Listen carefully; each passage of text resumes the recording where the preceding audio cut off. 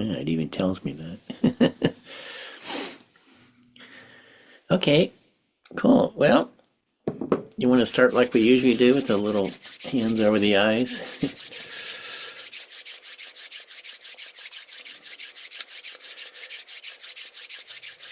Rub your hands briskly and then put them right over your eyes.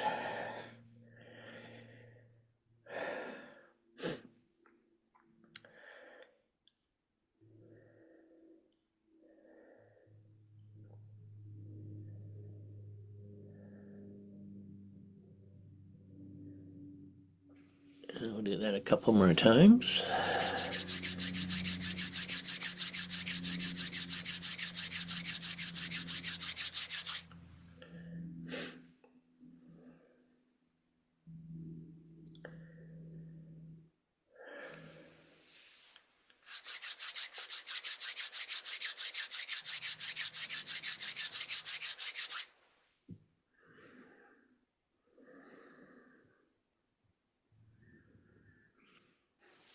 Okay, so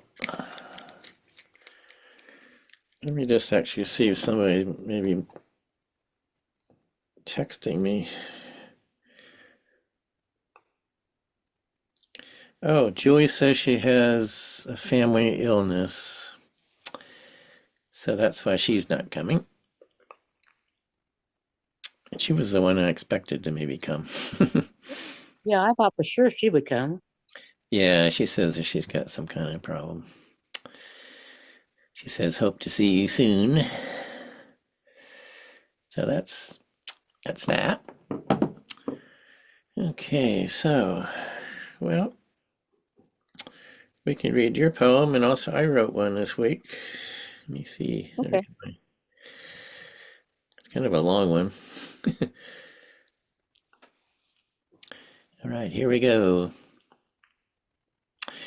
Why did I first start climbing the mountain? I don't know. Maybe I heard something about the vistas I might see, the clean air, the exhilaration I'd feel in my body. At first I climbed just a little way. As I got accustomed, I hiked further. It became a drive to see how far I could climb. At the same time, something else began happening. There'd be moments I didn't understand, moments that felt utterly new, but so familiar too. I started looking for them, like finding a new spring or secret wooded valley. But I couldn't make them happen, like how I could summon my resolve to reach a new height. The mountain became a mystery.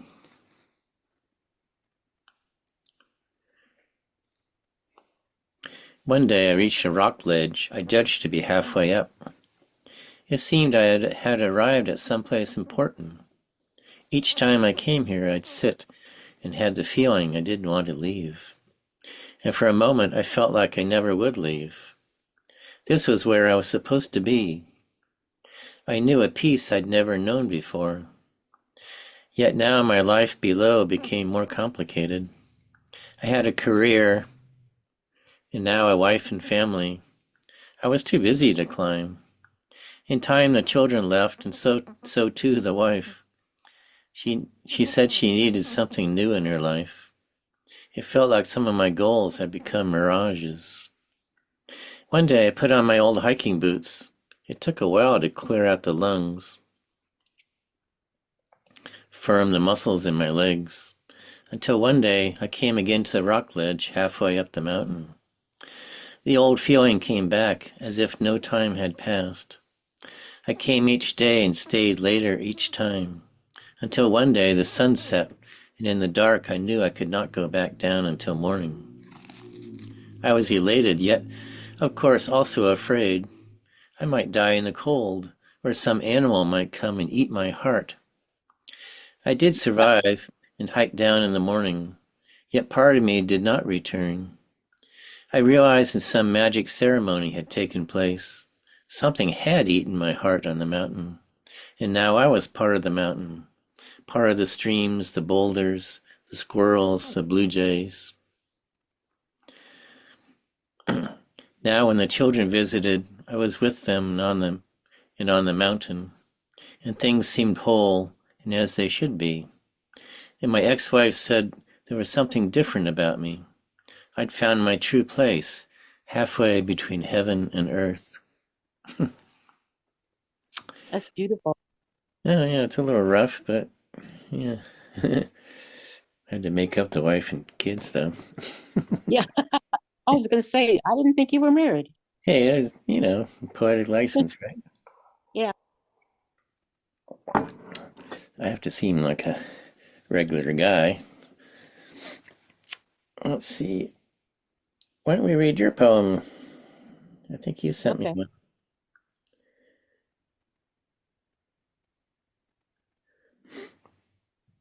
Oh, my friend Brenda doesn't know how to get into Zoom, huh?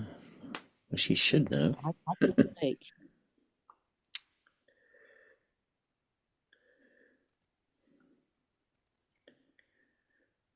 Well, I don't know if I can help her. Well, you told me what to do, so you can tell her the same thing. It was I know really she, easy, like you said. I know she gets on Zoom because she listens to things on Zoom, but I'll have to phone her later and she'll have to sign up to Zoom. So anyway, let's go to your poem. I think you sent me one. It seemed like a nice one too. Questions. Can you hear the smile in my voice? Or the laughter in my embrace? If you listen carefully, you might hear the silence of the dew washing dust from the grass. Does dewfall cleanse the wings of a sleeping bird? Where does the wind go at midnight? Does it smile as the dew forms and its laughter embraces the breath of the world? In the morning, I took out my window. I look out my window. The world is still there. Did I think I'd the power to make it disappear? How do raindrops decide which one will fall first? Do they smile with glee as it fades from view? Or do they simply shout, "Wait for me and fall too"? If I was a raindrop, could you hear me smile? Would I become dew to wash away the loaming? And would my laughter embrace each blade of grass? Are green eyes green because blue was taken? Could the veld then be blue and the sky emerald green? Thus is a laughter smile, such rain and embrace, a silent dew, a ruffled place, a smiling breath, a sleepy dawn, to dance in quiet dance of joy,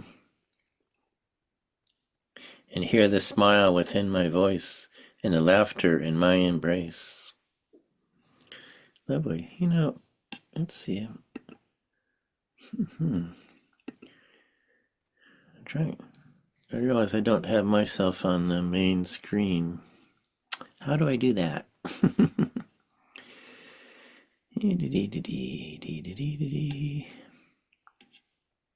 I can see you, if that's what you mean. Oh, I just see a little tiny me. Do you see a big me? I see a big you. Oh, okay. Well, okay. I think I can make myself bigger, but where is it? God, technology, huh? I told my daughter about all this, and she thought we were hysterical. She's probably all, Yeah, she's real savvy. She sad. does it for a living. Her job is a technical writer. Oh, so she knows all kinds of computer stuff. Hmm. Well, I don't know how to make myself big, so so there. I'm mostly saying you have a very nice little icon here with an alligator and a and a cat and a witch. Well, okay. So next time I'll figure out how to make myself big.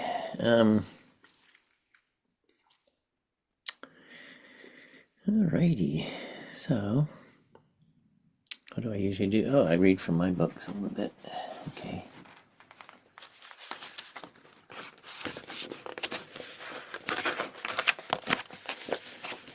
Yeah, I was gonna say to the bigger group if they were all here with it in these times, which are a little troubled. It's not so nice to get together with friends and read poetry Yeah. and be just be in community, as they say. So here's one I read. I wrote in my newest book. I was out in the woods and I saw a jet trail.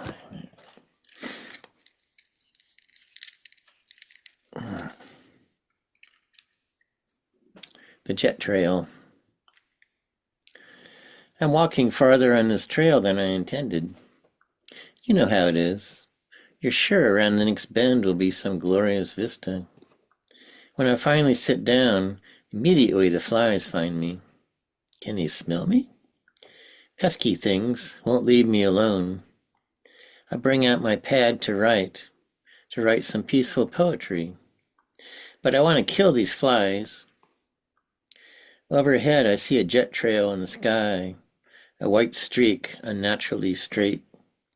Looking back a few minutes later, the trail has morphed into a giant fossil dinosaur's tail. The trees in front of me have grown since the last fire here.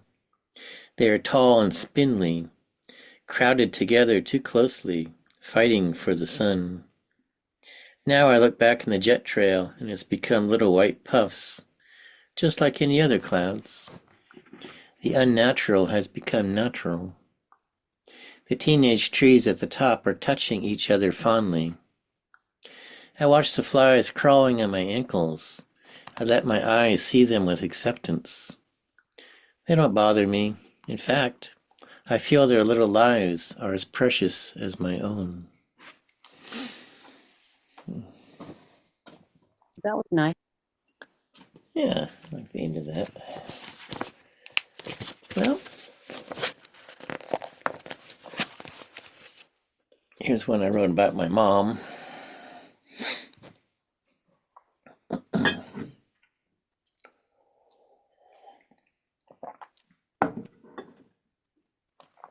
How many cups do you have today? Huh? How many cups do you have today? I have a water cup and a teacup. You see my teacup. And there's my water cup.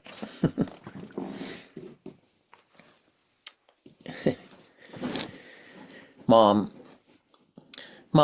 Dad told me you wrote poetry when you were young. I wish I had seen them. You left this world early at 59. I was far away in Asia at the time.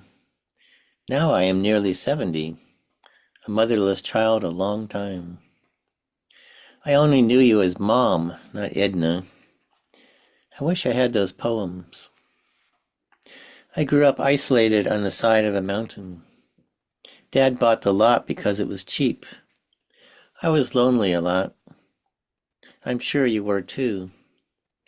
Secretive Scorpio, you didn't say much. I read a story once about an unhappy princess. She went to live in the Moon Palace.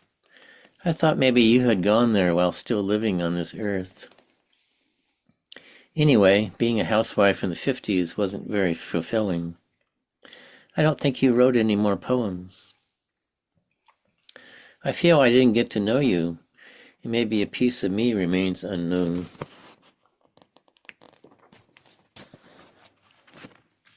Soon I'll see you again. Dad said when you died you got a faraway look in your eyes. You looked peaceful. I hope to find you in that place, and somehow I wish we could write poetry together. But really, I feel there would be a lovely wordlessness there.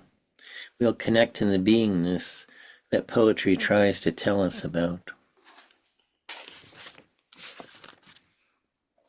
So your dad didn't save any poetry? Any of your mom's poetry? You know, it's been so long ago, I forgot if I asked him or not. um, Yeah, sometimes he could be a little like clueless, but it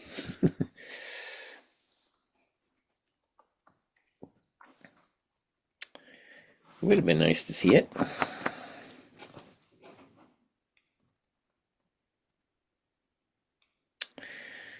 Here's one called The White Butterfly. The blackberries have snaked into the knobby fig branches, their black fruit interspersed with yet green figs. Sitting right leg crossed over left, foot bouncing a little, I'm here reading a poetry book, lost in thought. Cat opens a sleepy eye. She has noticed the white butterfly's wings slapping the air. Wriggling her whole body, she runs after it and pounces. Capturing my breath, I rise on my feet, take an impression of it all, including myself. In an instant, it all comes together. Everything I see, and the invisible thread running through it all.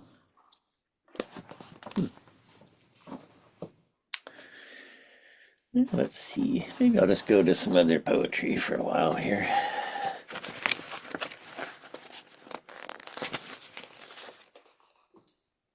This is from a... Actually, I was going to read this from my friend Glenda, who didn't show... Glenda. My friend Ellen, who didn't show up either. She loves this book. It's called The Zen Harvest. Oh, yeah. Let's see, I'll just read at random some here. They're all pretty good. New Year's pine decoration, a milestone in our journey to the other world. In a sense, it's auspicious. In another, it's not. All the family in harmony, laughing and laughing. This is the original music of nature. A harmonious family is a treasure ship. It crosses quite smoothly the ocean of life. The bell ringing, or is it the stick ringing? Between the bell and the stick, it rings. The bell doesn't ring, nor does the stick. The between is ringing.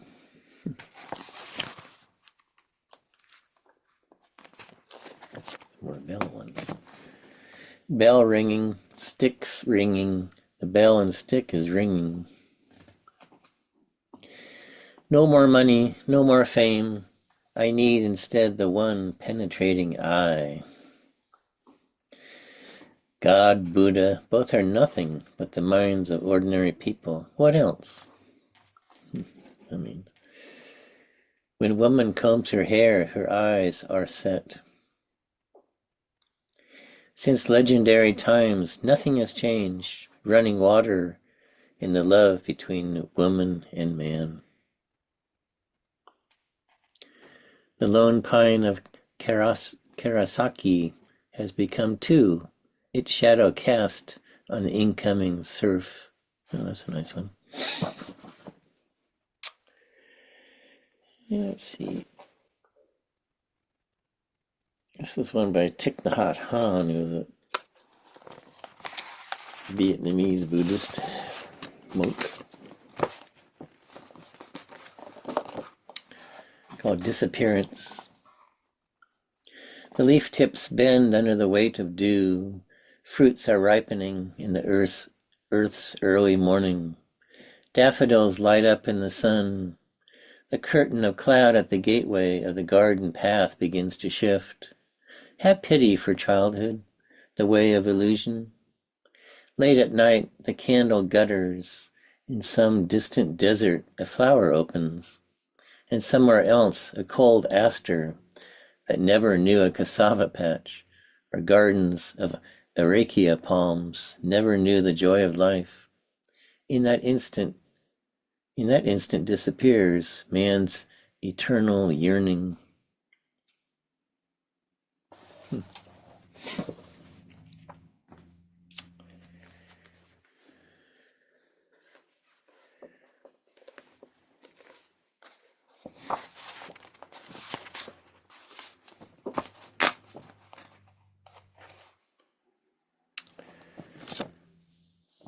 Here's one by Rumi. Turn me like a water wheel turning a millstone. Plenty of water, living water. Keep me in one place and scatter the love. Leaf moves in a wind, straw drawn toward amber. All parts of the world are in love. But they do not tell their secrets. Cows grazing on a sacramental table. Ants whispering in Solomon's ear. Mountains mumbling in echo. Sky calm. If the sun were not in love, he would have no brightness. The side of the hill, no grass on it. The ocean would come to rest somewhere. Be a lover as they are, that you come to know your beloved. Be faithful that you may know faith.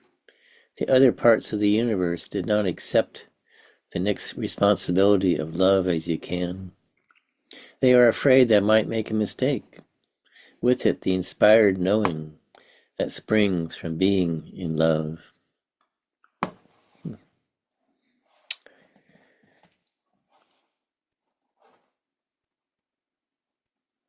Here's one by somebody named Christina Rossetti.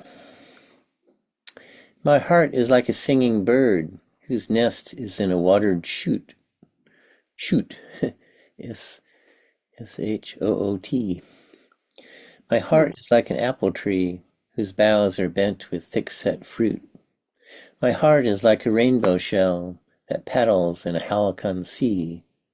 My heart is gladder than all these because my love has come to me. Raise me a dais of silken down, hang it with vair and purple dyes, carve it in doves and pomegranates, and peacocks with 100 eyes, work it in gold and silver grapes, in leaves and silver fleur-de-lis, because the birthday of my life is come, my love has come to me. I like that. Yeah, it's nice. It There must be an older a lot of the visual, I like the visual of it. Yeah. And it's in rhyme too. Hmm. It's fun to read in rhyme, actually. Get in that little cadence. That's how I learned to write poetry. It was all rhyme. Yeah, I don't know. When I first encountered poetry, like in the 70s, I don't think people were writing rhyme at that point. But I started in the early 60s. mm-hmm. I was 13. Yeah, I just never got into writing rhyme. But like I say, it's fun to read because it gets that little cadence going. The free verse is nice though because it frees you. You don't have to rhyme. You can just let it all come out. That's what I like about it. Yeah. Of course, there's also there's sort of a musicality to free verse too. But Mhm. yeah, let's see. I think I'm almost. They're saying I have 40 minutes. I thought I had 30. I could read a little bit more. This is by Antonio Machado, called Field. The afternoon is dying, like a simple household fire that goes out. There above the mountains, a few coals are left. And that tree on the white road, broken, makes you cry with compassion. 2 branches on the torn trunk, and 1 leaf withered and black on each branch. Are you crying now? In the golden poplars far off, the shadow of love is waiting for you. Okay.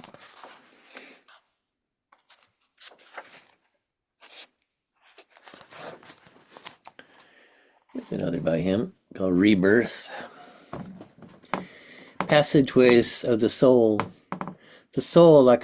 like a young woman, her clear smiling light, in the history not long, and the joy of new life.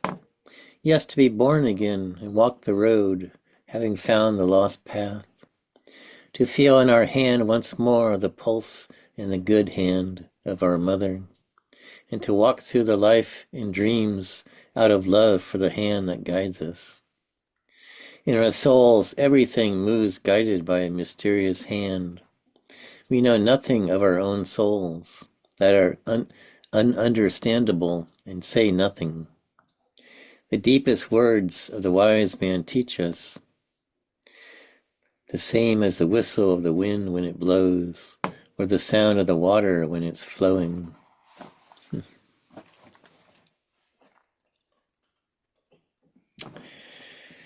Well, it's getting a little late. Maybe I should read some of my favorite, Mary Oliver. This is her book about running out of time.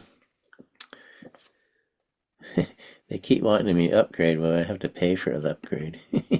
I suppose I should do it. I'll do that later.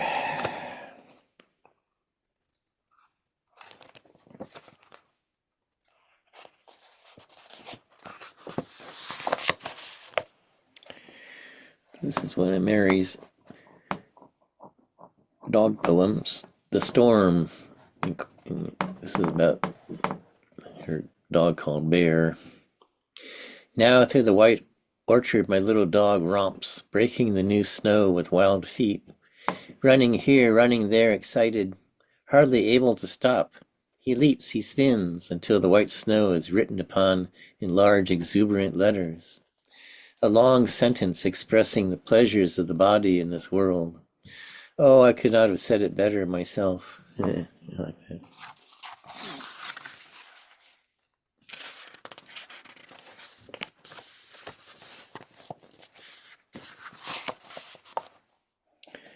This one's also about Bear. Conversations. Number 1. Said Bear, I know I'm supposed to keep my eye on you, but it's difficult the way you lag behind and keep talking to people. Well, how can you be keeping your eye on me when you're half a mile ahead? True, said Bear, but I'm thinking of you all the time. 2. I had to go away for a few days, so I called the kennel and made an appointment. I guess Bear overheard the conversation.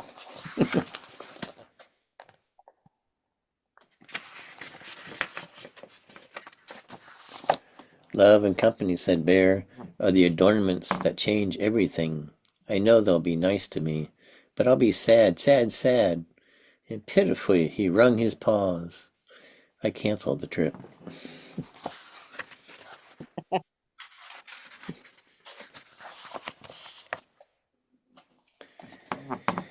This one's Luke's Junkyard Song. I was born in a junkyard, not even on a bundle of rags, with the seat of an old wrecked car, but the dust below. But when my eyes opened, I could crawl to the edge and see the moving grass and the trees, and this I began to dream on, though the worms were eating me. And at night through the twists of metal, I could see a single star, one, not even two. Its light was a thing of wonder, and I learned something precious that would also be good for you.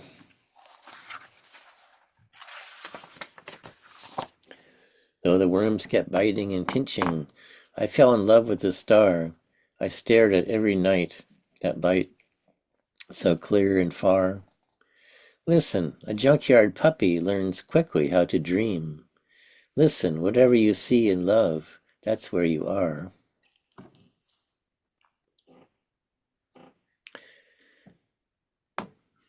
Well, I guess I got 6 more minutes.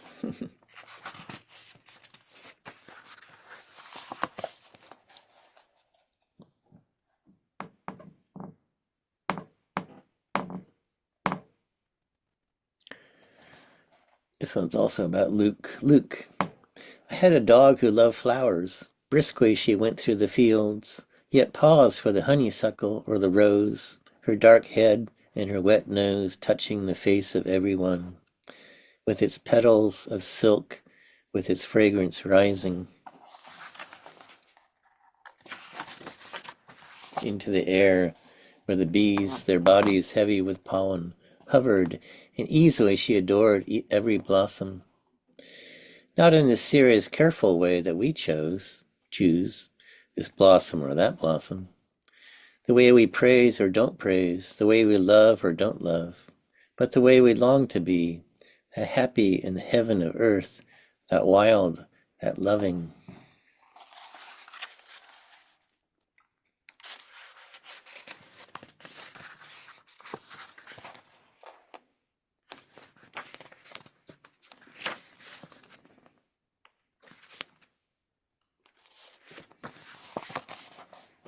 Benjamin, who came from who knows where. What shall I do? When I pick up the broom, he leaves the room. When I fuss with kindling, he runs for the yard. Then he's back, and we hug for a long time. In his low to the ground chest, I can hear his heart slowing down. Then I rub his shoulders and kiss his feet and fondle his long hound ears. Benny, I say, don't worry. I also know the way the old life haunts the new.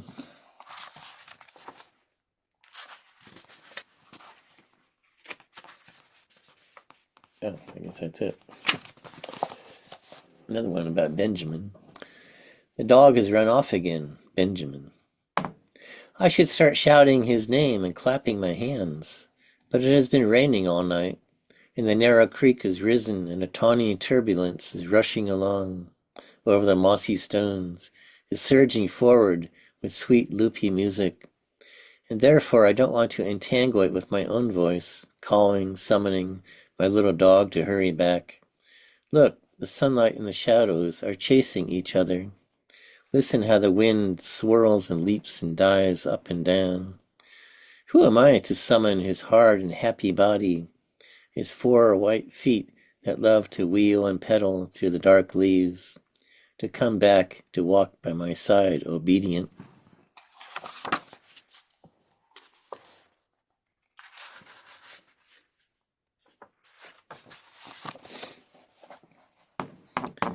Holding on to Benjamin. No use to tell him that he and the raccoon are brothers. You have your soft ideas about nature. He has others, and they are full of his white teeth and lip that curls sometimes. Horribly, you love this earnest dog. But I also admire, I also, but also you admire the raccoon. And Lord, help you in your place of hope and improbables.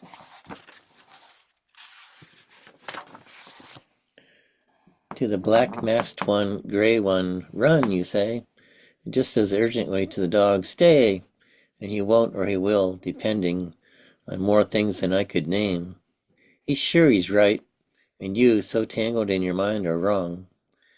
Though patient and pacific, and you are downcast, and it's his eyes, not yours, that are clear and bright.